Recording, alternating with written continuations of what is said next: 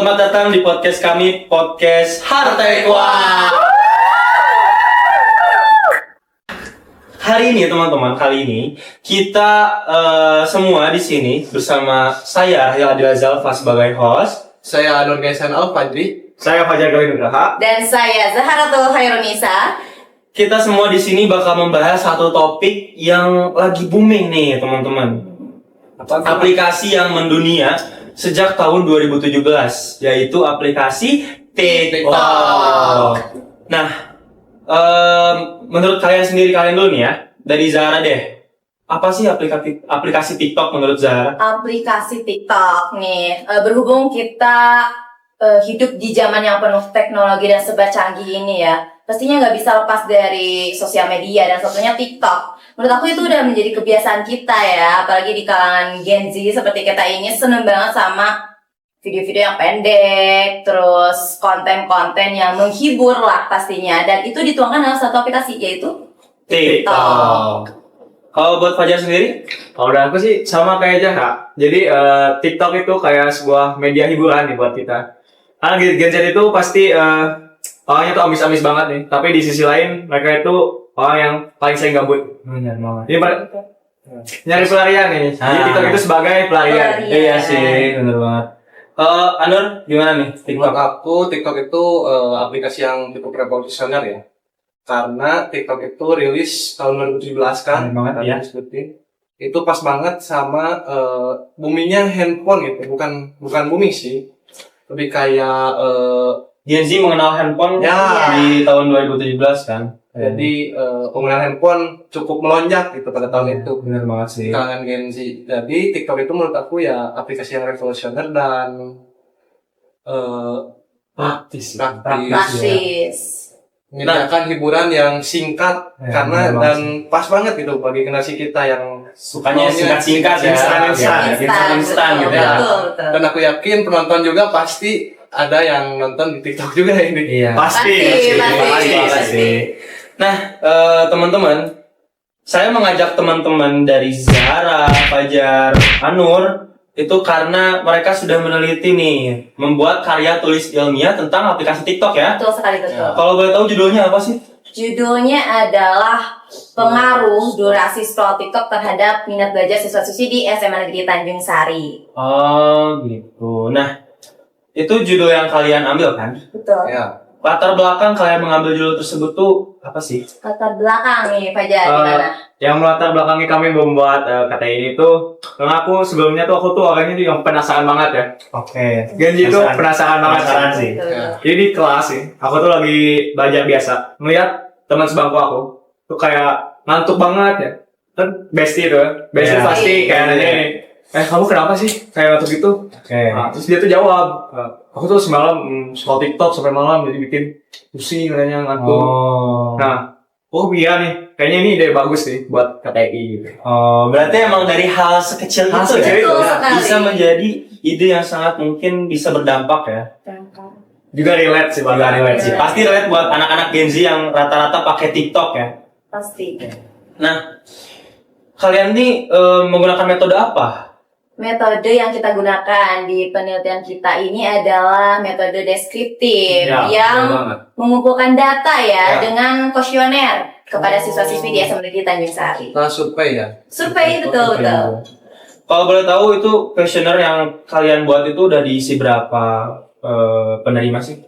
Kurang lebih ada di angka 100 sampai 200 responden. Berarti udah hampir satu angkatan ya? Ya, hampir. Hampir. Apa dari kelas 11, kelas 12, dan kelas 10. kelas 10 karena memang kita mencari metode yang efektif, dimana kan deadline KT itu cukup Wah, singkat. cepet singkat banget. Iya, betul. Habis puasa kita harus ngumpulin itu.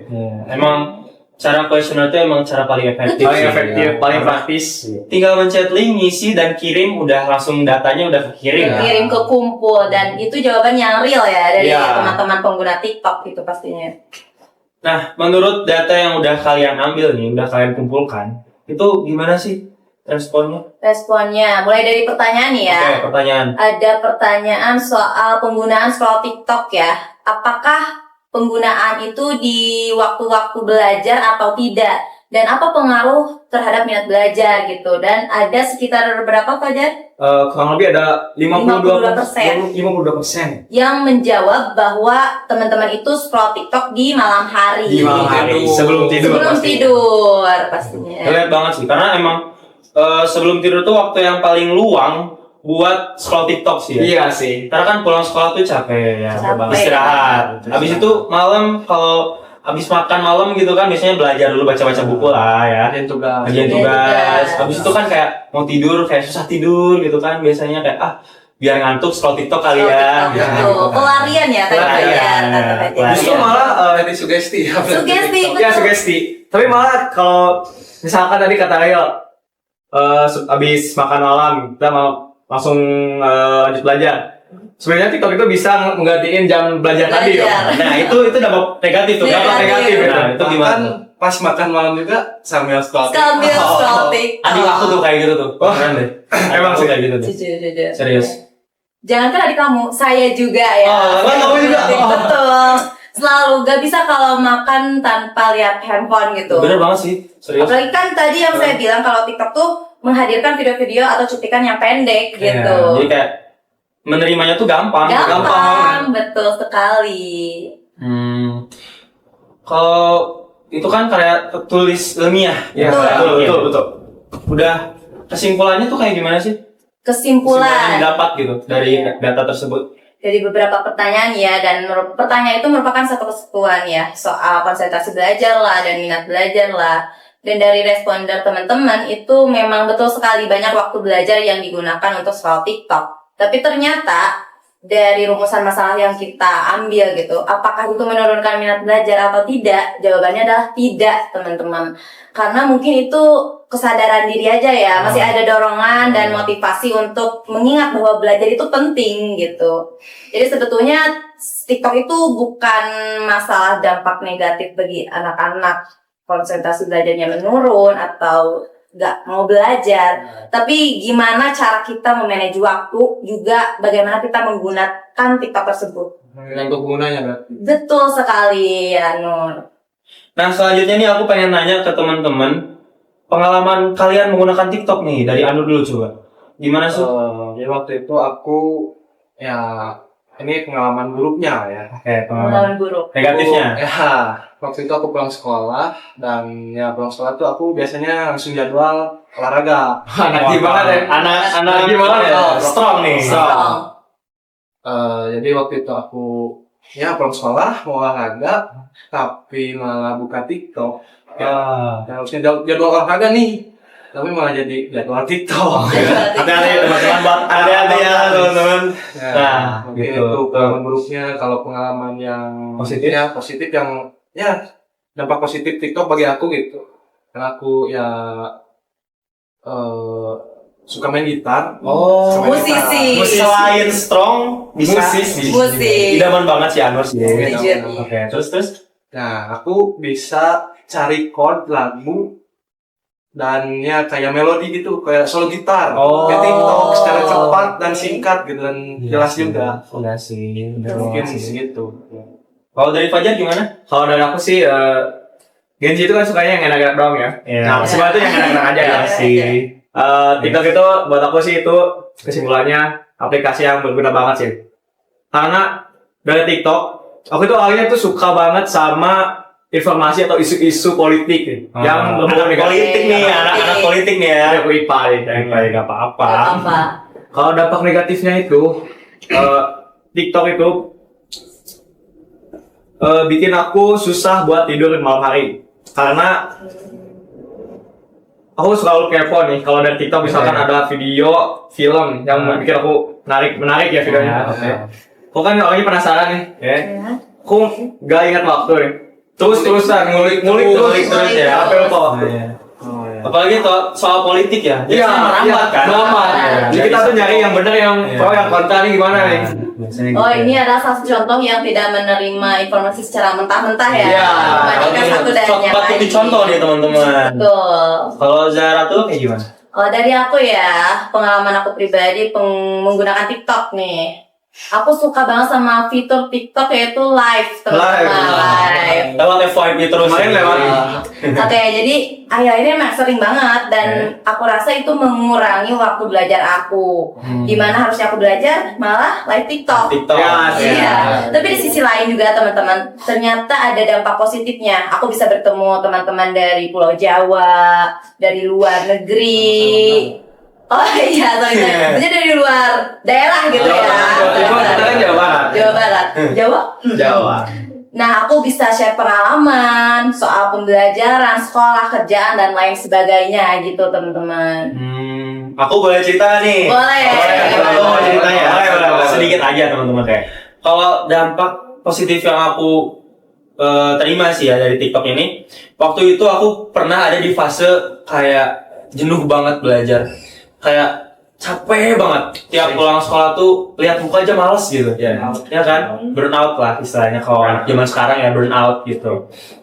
Jadi aku udah mutusin buat rebahan nih. Terus aku buka TikTok lah, refleks tuh, emang refleks zaman sekarang tuh, emang anak-anak zaman sekarang tuh refleks banget buat buka TikTok ya kalau gabut ya. Sindrom gitu. Ya sindrom buka TikTok nih, buka TikTok, set scroll, tiba-tiba ada akun yang memposting prestasi dia. Wah, ya. Nah, banyak prestasi dia di lomba, OSN, Personal branding. Iya, personal branding. Terus dia masuk PTN caranya kayak gimana, ngejelasin cara masuk PTN gimana, cara efektif belajar kayak gimana. Nah, pas aku lihat tuh aku jadi termotivasi dong, kayak kebangun lagi nih semangatnya.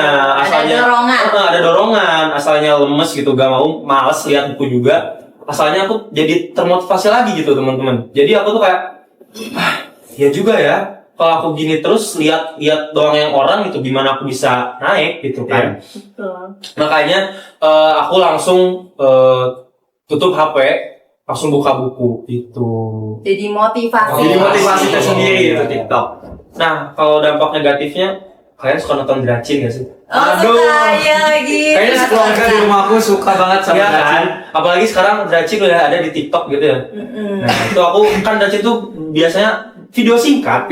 Cuma episodenya tuh 80-an gitu Iya, kan. betul. Nah, itu bikin jadi kebuang waktu lah. Iya. Ya. Nah, oke, sekarang pesan nih. Pesan. Pesan dari kalian buat teman-teman yang lagi nonton tuh apa sih buat mengelola TikTok? Aku wakilin aja ya buat mereka ya. Oke. Jadi Dari Fajar. pesan buat para penonton nih ya, lebih bijak lagi dalam menggunakan sosial media, terutamanya media platform TikTok nih. Betul sekali. Lebih bijak dalam mengolah konten, memilih konten, memfollow akun-akun yang edukatif. Juga cari aktivitas di luar TikTok. Sebenarnya tuh TikTok ada semua fitur yang bisa membuat kita mencegah dari kecanduan TikTok. Tapi emang kita aja jarang menggunakannya. Iya, teman-teman. Sebagai pengingatnya. Ada. Jadi memang masalahnya adalah di penggunaannya. Bukan aplikasinya ya teman-teman. Aplikasinya sudah menyediakan fitur-fitur yang bagus banget buat mencegah kita. Tapi kitanya emang dari kita sendiri. Dari kita sendiri. Susah mengontrolnya ya. Betul sekali. Semua dimulai dari apa yang kita lihat. Iya. Betul. Jadi untuk teman-teman semua, aku mohon tolong bijak dalam penggunaan TikTok ya, teman-teman. Ambil sisi positifnya aja gitu. Dari kita sih cukup aja ya gitu. Oke, terima kasih teman-teman udah menceritakan nih pengalaman kalian tentang menulis karya tulis ilmiah kalian tentang aplikasi TikTok. Oke teman-teman, terima kasih udah menonton. Semoga apa yang kita sampaikan bermanfaat. Amin. Bisa kalian ambil yang baiknya ya teman-teman. Oke, saya Rahel Adila Zalfa. Saya Nurdesan Alfadri. Saya Fajar Galih Nugraha. Dan saya Zahratul Heronisa. Pamit Undur diri. Salam semansa. Salam